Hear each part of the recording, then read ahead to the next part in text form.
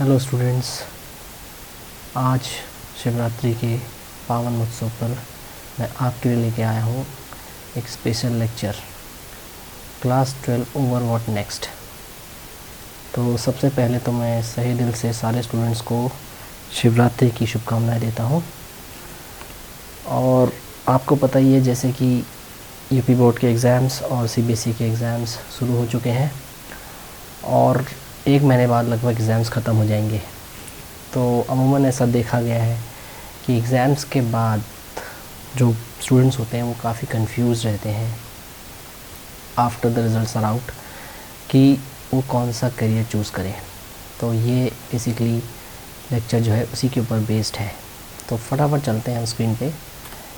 देखिए, कोई भी करियर चूज़ करने से पहले, कोई भी कोर्स चूज़ करने से पहले आपको अपना एक सेल्फ़ एनालिसिस करना पड़ता है।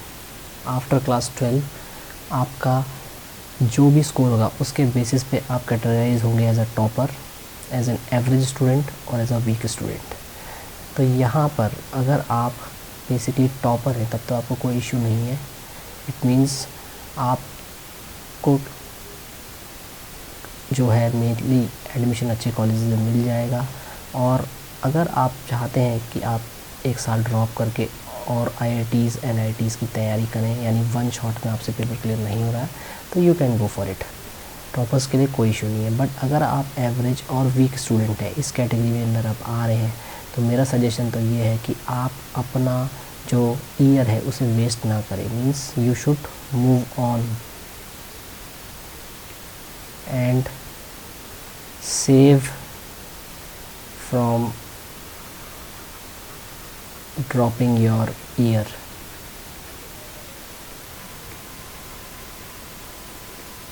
ठीक है, तो एवरेज और वीक स्टूडेंट को साल जो है बर्बाद नहीं करना है, क्योंकि एक साल के अंदर जो बेरोज़गारी होती है वो भी बहुत बढ़ जाती है।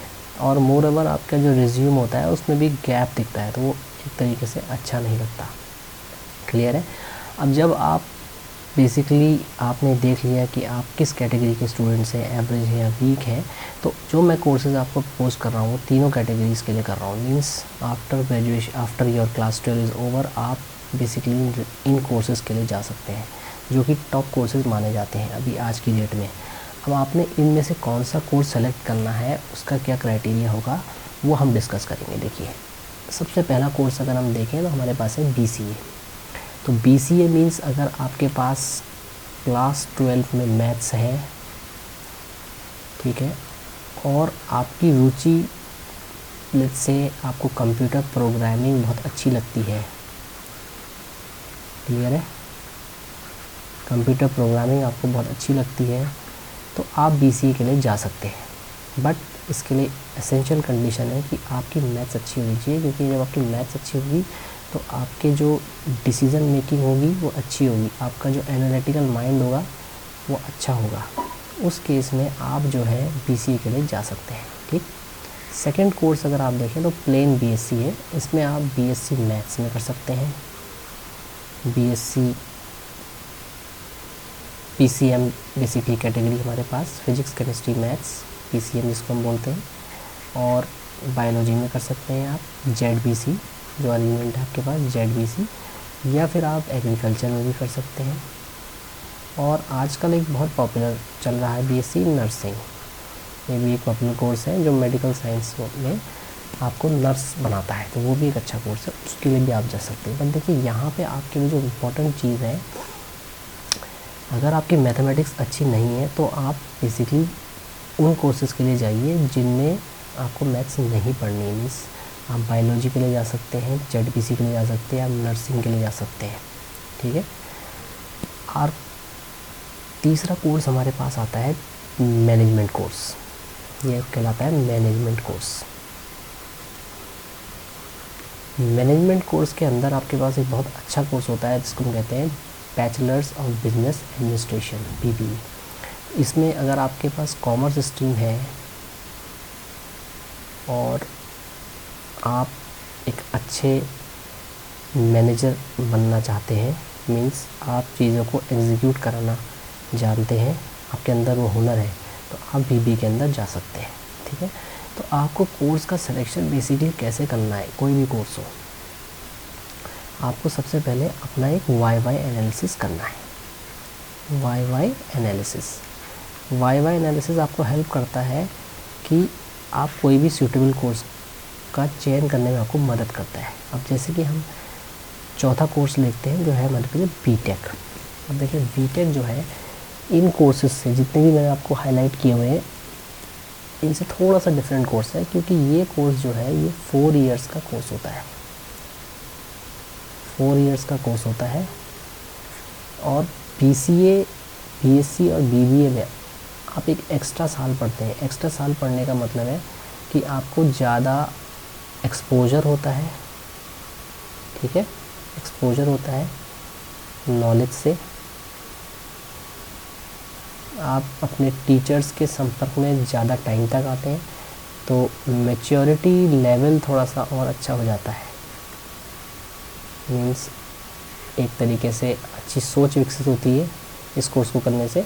और एक बहुत ही इम्पॉर्टेंट चीज़ है जो इन कोर्सेज़ में नहीं है, इसको करने के बाद ये बहुत ही ज़्यादा हम कह सकते हैं कि टेक्नोलॉजी ओरिएंटेड कोर्स है। टेक्नोलॉजी ओरिएंटेड कोर्स जिसको करने के बाद आपका स्टेटस चेंज हो जाता है। मीन्स अगर आप सिंपल अपने आगे राहुल लिखते हैं तो इस कोर्स को करने के बाद आप अपने को इंजीनियर राहुल लिख सकते हैं। तो ये एक बहुत बड़ी उपलब्धि है जो इन कोर्सेज़ में नहीं है, BBA में नहीं है, BCA में नहीं है, BSc में नहीं है। बीटेक को करने के बाद आप एक इंजीनियर कहलाते हैं और ये इसका एक बहुत बड़ा अचीवमेंट है इस कोर्स को करने का।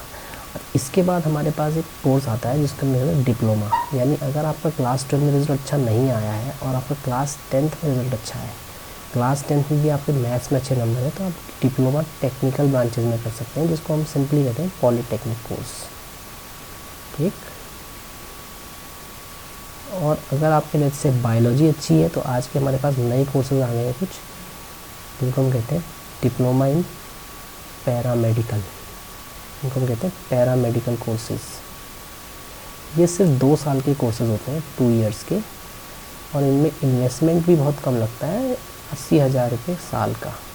और ये बहुत ज़्यादा मार्केट ओरिएंटेड कोर्सेज होते हैं। जैसे इसमें आप लिख सकते हैं एग्जाम्पल डिप्लोमा इन ऑप्टोमेट्री, ठीक है, डिप्लोमा इन फिजियोथेरेपी, ये मेडिकल लाइन वाले कोर्सेज हैं। डिप्लोमा इन एक्सरे टेक्नीशियन, ठीक है।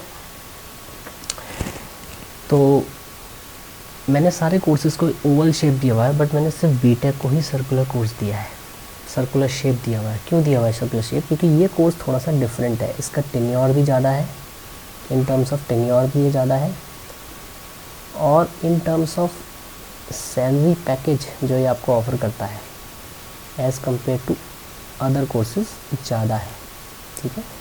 तो अब हम देखते हैं कि अगर आपको बीटेक करने में इंटरेस्ट है, मीन्स मैं ये सजेस्ट करता हूँ कि अगर कोई बच्चा एवरेज भी है या बच्चा लेट्स से आपका वीक भी है, तो भी मेरे हिसाब से वो मेहनत कर सकता है 4 साल और अपने कैलिबर को बढ़ा सकता है। तो एक बीटेक कोर्स करने से उसके अंदर बहुत ज़्यादा मैच्योरिटी आती है, वो चीज़ों को अच्छे से समझता है और अच्छे से डिसीजन मेकिंग कर सकता है। तो बीटेक कोर्स के बारे में अगर हम फर्दर देखें तो ये कोर्स में अगर आप देखें इस बार का जो DTU में प्लेसमेंट्स हुआ है दिल्ली टेक्नोलॉजिकल यूनिवर्सिटी, इसलिए मैं सजेस्ट कर रहा हूँ, तो इसमें जो बीटेक का परसेंटेज है वो सबसे ज़्यादा है। 37% बच्चा जो है बीटेक वाला प्लेस हुआ है, 21% ऑपरेशंस में प्लेस हुआ है, 16% जो बच्चा एजुकेशन वाला प्लेस हुआ है, 14% जो है बिजनेस डेवलपमेंट में, और 12% सिर्फ रिसर्च में प्लेस हुआ है। यानी सबसे ज़्यादा अगर आप देखें तो इंजीनियरिंग वाला जो बच्चा है, यानी कोर बीटेक ही ज़्यादातर आप देखें, बीटेक वाला जो बच्चा है वो ज़्यादा प्लेस हुआ है, ठीक है। तो ये एक तरीके का फैक्ट एंड फिगर है जो मैं आपको दिखा रहा हूँ। इसके बाद अगर हम देखते हैं कि कौन कौन सी ब्रांचेज में हमें बीटेक करना चाहिए, देखिए सिंपल हमारे पास ये ब्रांचेज है जो पॉपुलर हैं बीटेक में। कंप्यूटर साइंस, यानी अगर आपका एरिया ऑफ इंटरेस्ट में सॉफ्टवेयर डेवलपमेंट है, मैं एरिया ऑफ इंटरेस्ट बोलता हूँ, सॉफ्टवेयर डेवलपमेंट में अगर आप जाना चाह रहे हैं तो आप कंप्यूटर साइंस कर सकते हैं। अगर आप लेट्स से आपका इंटरेस्ट हार्डवेयर पार्ट में है, हार्डवेयर मतलब सर्वर्स, राउटर्स, ठीक है, ये सब के ऊपर आपका इंटरेस्ट है, हार्डवेयर पार्ट में, तो आईटी में जा सकते हैं। अगर आपका इंटरेस्ट इलेक्ट्रॉनिक्स में है, यानी आपका सर्किट्स बनाने में इंटरेस्ट है, सर्किट्स को इम्प्लीमेंट करने में आपका इंटरेस्ट है, ठीक है, तो आप इलेक्ट्रॉनिक्स में जा सकते हैं। आपका अगर interest let's say automobile sector में है तो आप मैकेनिकल इंजीनियरिंग ले सकते हैं। और अगर आपका इंटरेस्ट रियल एस्टेट में है, अगर आपको अच्छा लगता है नक्शे बनाना, तो आप सिविल इंजीनियरिंग ले सकते हैं। तो सारी ही ब्रांचेस जो हैं अपने अपने डोमेन्स में आपको अच्छी अर्निंग ला के देती हैं 4 साल पूरे करने के बाद। पर ये अर्निंग डिपेंड करती है कि आपने 4 इयर्स कितना एफर्ट डाला है, कितना आपने अपने को अपग्रेड किया है नई टेक्नोलॉजी के साथ, ठीक है। तो अभी अगर हम देखें जो करंट ट्रेंड चल रहा है कॉलेजेस के अंदर, उसमें हम देखते हैं तो हमारे पास जो बेसिक कोर ब्रांचेस हैं, यानी मैकेनिकल हो गई, सिविल हो गई, इलेक्ट्रिकल हो गई, इलेक्ट्रॉनिक्स हो गई, इसमें ज़्यादातर बच्चे इंटरेस्टेड नहीं हैं जॉब लेने में, ठीक है। जबकि इन CSIT की तरफ बहुत ज़्यादा जो क्राउड है वो शिफ्ट हो रहा है। तो देखिए, आप जो भी ब्रांच सिलेक्शन करते हैं उसको आपको एक चीज़ सोच के लेना है कि आप जो ब्रांच अभी ले रहे हैं उसका 4 साल के बाद क्या स्कोप होगा, मार्केट कहाँ पे जाएगा, आपको मार्केट का शिफ्ट देखना पड़ता है। तो अभी अगर आप देखें जो इलेक्ट्रिकल और इलेक्ट्रॉनिक्स ब्रांच है ये आने वाले टाइम में, यानी अभी से अगर आप 4 साल की बात करें प्लस 4 इयर्स, आप देखेंगे कि इसमें बहुत ज़बरदस्त बूम आने वाला है। ये बूम कैसे आएगा देखिए, मैं आपको दिखा रहा हूँ। ये 3 सेक्टर्स हैं जिन पे आप जा सकते हैं मेनली। अगर आप इलेक्ट्रॉनिक्स और इलेक्ट्रिकल इंजीनियरिंग, यानी अगर आप EEE से बीटेक करते हैं, या आप ECE से कर सकते हैं, या आप EE से करते हैं, ये इसमें आपका जो मेन सेक्टर है मैं बता रहा हूँ, जो EV सेक्टर है, EV सेक्टर में ECE और EE का बहुत ज़बरदस्त डिमांड आने वाला है, डिमांड बहुत हाई होने वाला है, डिमांड फॉर इंजीनियर्स। क्योंकि जितने भी चार्जिंग स्टेशंस बनेंगे, ठीक है, जो भी बैटरी मैनेजमेंट का काम किया जाएगा वो सब यही इंजीनियर्स फुलफ़िल करेंगे जो इलेक्ट्रॉनिक्स और इलेक्ट्रिकल इंजीनियर्स होंगे। इसके अलावा अगर आप देखें एक और सेक्टर है जिसमें आपका है बूम, वो है सोलर सेक्टर। देखिए, इंडिया ऑलरेडी ग्लोबली इंडिया की जो पोजीशन आई है वो 4th पोजीशन आई है इन terms of solar power generation in the world. China number 1 में है बट इंडिया 4th पोजीशन में है अभी। तो आप देख रहे हो कि धीरे धीरे हम जो है कन्वेंशनल सोर्सेज ऑफ एनर्जी से, कन्वेंशनल सोर्सेज से हम शिफ्ट कर रहे हैं नॉन कन्वेंशनल की तरफ, नॉन कन्वेंशनल। अब आप खुद सोचिए कि जब आपका EV सेक्टर एक्सपेंड करेगा, ठीक है, इलेक्ट्रिक व्हीकल्स एक्सपेंड करेंगे, तो इनको चलाने के लिए आपको चार्जिंग स्टेशन इस्टेब्लिश करने पड़ेंगे। अब चार्जिंग स्टेशंस अगर आप कन्वेंशनल सोर्सेज ऑफ पावर पे चलाएंगे, यानी कोल, पेट्रोलियम और नेचुरल गैस, तो आपको कोई फ़ायदा नहीं है, इज़न्ट इट। तो आपको क्या करना पड़ेगा, इन चार्जिंग स्टेशंस को पावर देना पड़ेगा रिन्यूएबल एनर्जी से, जो कि है सोलर एनर्जी। तो आप खुद देखिए कि अगर चार्जिंग स्टेशंस बढ़ते हैं तो उसका लोड मैनेजमेंट कौन करेगा, सोलर सेक्टर करेगा। लोड मैनेजमेंट कौन करेगा, सोलर सेक्टर। तो सोलर सेक्टर में ऑटोमेटिकली बूम आएगा EV सेक्टर के राइज होने से, और दोनों सेक्टर्स में आप as a certified solar engineer काम कर सकते हैं इसके अंदर। और दोनों सेक्टर्स में जो डिमांड आने वाली है वो इलेक्ट्रिकल इंजीनियर्स की आने वाली है। ऑटोमोबाइल में अगर आप देखें एक पूरा ट्रांजिशन होगा जिसमें धीरे धीरे जितनी भी ऑटोमोबाइल इंडस्ट्रीज हैं वो अपनी असेंबली लाइंस को अपग्रेड करेंगी, और इलेक्ट्रिक व्हीकल सेगमेंट में पूरी तरीके से जाएंगी। और ईवी सेगमेंट में आपको पता ही है कि सेमीकंडक्टर टेक्नोलॉजी का बहुत ज़्यादा यूज़ है, क्योंकि अब जो इंजन्स हमारे बन रहे हैं उन सब में ECU आता है, इंजन कंट्रोल यूनिट, और ये सब सेमीकंडक्टर टेक्नोलॉजी है। तो अभी हमें सेमीकंडक्टर देखिए बाहर से इंपोर्ट करना पड़ता है, कोरिया से इंपोर्ट करना पड़ता है, चाइना से इंपोर्ट करना पड़ता है, जिसकी वजह से हमारा जो प्रोडक्शन होता है वो उतना हम नहीं दे पाते as compared to the demand. तो धीरे धीरे हम क्या करेंगे, सेमीकंडक्टर को इंडिजिनियसली बनाएंगे, हम इसे लोकली बनाएंगे कंट्री के अंदर। मीन्स वोकल फॉर लोकल वाली पॉलिसी, वोकल फॉर लोकल वाली पॉलिसी अपनाई जाएगी।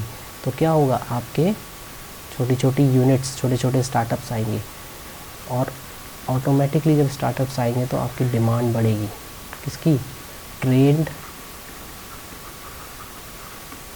मैन पावर की, इज़न्ट इट? तो देखिए, जब भी टेक्नोलॉजी में एक्सपेंशन होती है, एक नई टेक्नोलॉजी आती है, दूसरी को खाती है, तो हमेशा उसमें क्या आते हैं, बूम आता है। क्लियर है? इसके अलावा देखिए, अगर हम 2 सेक्टर्स की बात के अलावा तीसरा सेक्टर अगर हम देखें तो PSUs का हमारे लिए खुला ही खुला है। इलेक्ट्रिकल से BTech करने के बाद आप BHE में जा सकते हैं, पावर ग्रिड में जा सकते हैं, आप स्टेट पावर कॉर्पोरेशंस में काम कर सकते हैं। मतलब आपके पास दोनों ऑप्शंस हैं। इन कोर ब्रांचेस से अगर आप BTech करते हैं तो आप प्राइवेट जॉब तो कर ही सकते हैं, इसके साथ साथ आप पब्लिक सेक्टर जॉब्स भी कर सकते हैं।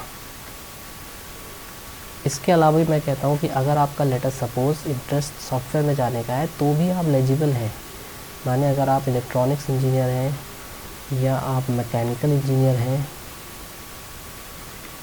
तो भी आप जो है सॉफ्टवेयर फील्ड में जा सकते हैं, कोई आपको नहीं रोक सकता, डिपेंडिंग अगर आपके पास अच्छी प्रोग्रामिंग स्किल्स हैं। ठीक है, चलिए अब हम नेक्स्ट देखते हैं कि इन सेक्टर्स में तो आपके पास काफ़ी अपॉर्चुनिटीज़ हैं ही हैं।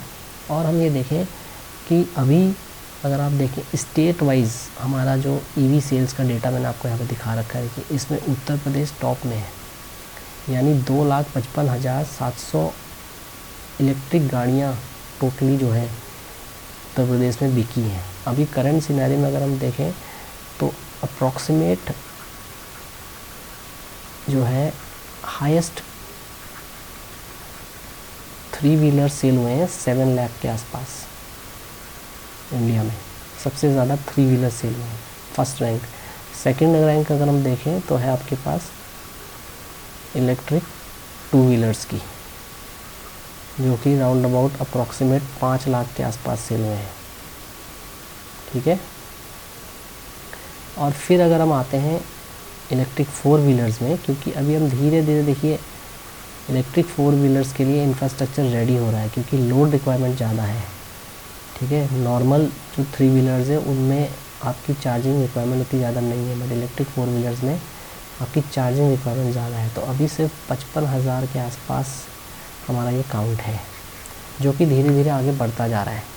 ठीक है, क्योंकि जो गवर्नमेंट ऑफ इंडिया की पॉलिसी है, fame policy, that is faster adoption towards manufacturing of hybrid vehicles. Fame policy के तहत बहुत फटाफट जो है ट्रांजिशन हो रहा है, बहुत फटाफट डेवलपमेंट हो रहा है। तो अगर आप देखें ऑलरेडी जो मेट्रोपॉलिटन सिटीज़ हैं, इनमें जो मॉल्स हैं, इनमें चार्जिंग स्टेशंस बन गए हैं, और धीरे धीरे चार्जिंग स्टेशंस जो है नॉन मेट्रोपॉलिटन सिटीज़ की तरफ शिफ्ट हो रहे हैं। ठीक है, तो स्टेट वाइज सेल्स डेटा को आप खुद देख करके एनालाइज कर सकते हैं कि कितनी EV सेल्स हुई है हर एक स्टेट में। आप देखिए सबसे ज़्यादा यूपी के अंदर हो रही है, तो आप देखिए यूपी का स्टेट जो है इसके अंदर इतना ज़्यादा एरिया है, इसमें इतनी ज़्यादा गाड़ियाँ बिक रही हैं, इसका मतलब है इन गाड़ियों को चार्ज करने के लिए चार्जिंग स्टेशन भी डेवलप हो रहे हैं। समझ में आया? तभी तो डिमांड आ रही है। तो देखिए जब डिमांड आ रही है तो ऑटोमेटिकली जॉब क्रिएट होगा ही होगा। क्लियर है? नेक्स्ट अगर हम डेटा देखें, ये मैं डेटा आपके लिए ले आया हूँ बिजनेस टुडे मैगजीन से। यहाँ पर ये डेटा बोलता है कि registered EV sales cross 1 lakh mark in 2022, और इलेक्ट्रिक 2 व्हीलर सेल्स तो बिल्कुल 433% का ग्रोथ हुआ है। देखिए अगर आप देखें फरवरी 22 में टाटा मोटर्स जो है उसने 4 व्हीलर्स आपके कितने बेचे हैं, 2264, और 21 में उसने बेचे थे 434। तो देखिए कितना ज़बरदस्त इंक्रीज़ है सेल ऑफ 2 व्हीलर्स में, जैसा आप देख सकते हैं यहाँ पे डेटा।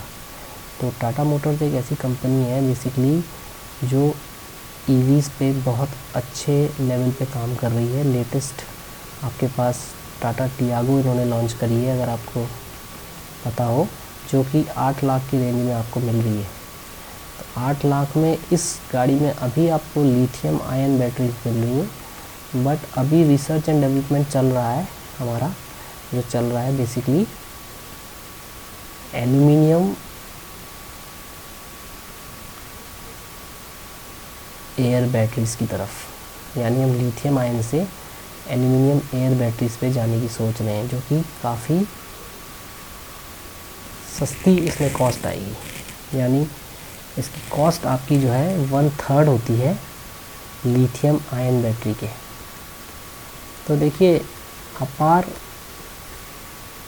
अपॉर्चुनिटीज़ हैं आपके पास इस सेक्टर में, क्योंकि आपको डेटा खुद बता रहा है कि धीरे धीरे जो है इंक्रीज़ हो रहा है सेल्स में, 2 व्हीलर्स में भी हो रहा है। आपने खुद देखा होगा कि पहले से हमारे मार्केट में सिर्फ हीरो इलेक्ट्रिक थी जो कि 2 व्हीलर बनाती थी, इलेक्ट्रिक 2 व्हीलर, और आज की डेट में आपके पास n नंबर ऑफ़ कंपनीज है। Many Japanese companies are there, Okoyo is there, Okinawa is there, then you have Ather. तो बहुत सारी कंपनीज आ गई हैं, मशरूमिंग ग्रोथ हो रही है, इज़न्ट इट। तो आप खुद देख सकते हैं कि इसमें इतना ग्रोथ हो रहा है, तो जॉब क्रिएशन तो होगा ही होगा। क्लियर है। थर्ड अगर हम देखें जॉब एवेन्यूज़ इन सोलर सेक्टर की अगर हम बात करें, देखिए मैंने आपको कहा था जब ईवी सेक्टर बढ़ेगा तो ऑटोमेटिकली हमको चार्जिंग स्टेशन बनाना पड़ेगा बैटरीज़ को चार्ज करने के लिए। तो लोड हमारा जो लोड रिक्वायरमेंट है वो भी बढ़ेगा। तो ये बेसिकली डेटा कहता है कि solar energy will create 6.7 lakh jobs in India in 10 years, and this is the source from economic times. अगर आप देखें तो फाइनेंशियल ईयर 2021 में जो है हमारे पास सोलर इलेक्ट्रिसिटी का जनरेशन इतना यूनिट्स था 60,402, 22% का उछाल हुआ है, और ये हमें पहुंचा है 21-22 के अंदर 73,484। तो हम देखिए धीरे धीरे शिफ्ट हो रहे हैं। अभी हमारी जो सोलर पावर की इंस्टॉल्ड कैपेसिटी है वो 61.97 गीगावाट है। 30 नवंबर 2022 का ये डेटा है, और इंडिया की जो पोजीशन है वो सोलर पावर पीवी डिप्लॉयमेंट में 4th है across the globe, China being number 1। तो देखिए हम धीरे धीरे जो शिफ्ट ले रहे हैं, मैंने आपको बताया था कि कन्वेंशनल सोर्सेज ऑफ एनर्जी से अब रिन्यूएबल की तरफ हम जा रहे हैं। तो ऑब्वियसली आपको डिमांड मिलेगी ही मिलेगी। क्लियर है। तो आई होप आपको ये समझ में आया होगा कि कौन सा कोर्स आपके लिए बढ़िया है, कैसे आपको उसको चूज़ करना है और किस हिसाब से आपको देखना है। आपको ये देखना है कि अगर आप अभी एडमिशन लेते हैं तो 4 ईयर के बाद मार्केट का क्या सीन होगा, इसको देखते हुए आपको जो है कोर्स का सिलेक्शन करना है। ठीक है, चलिए फिर happy learning, enjoy the channel, thank you.